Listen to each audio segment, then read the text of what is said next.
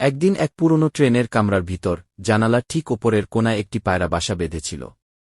প্রতিদিন ট্রেন থামলে লোকজন দেখত পায়রা মা বড় যত্ন করে তার দুটি সাদা ডিম লুকিয়ে রেখেছে। ট্রেনের শব্দে ডিমগুলো কেঁপে উঠলেও পায়রা মা সেগুলোকে ডানার নিচে আলতো করে আগলে রাখত। কয়েকদিন পর ডিম ফেটে দুটি ছোট্ট বাচ্চা পায়রা জন্মাল। তারা নরম সাদা লোমে ঢাকা, চোখও ঠিকমতো খুলতে পারে না।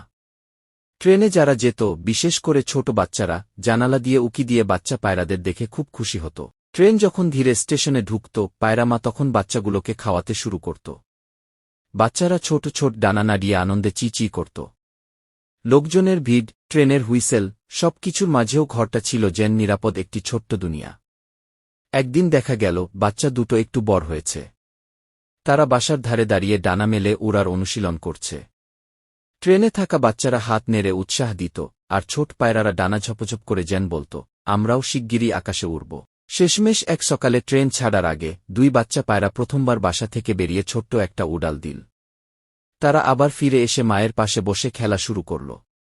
ট্রেন এগিয়ে গেল, আর পায়রাদের সেই ছোট্ট পরিবারটি রইল আনন্দে।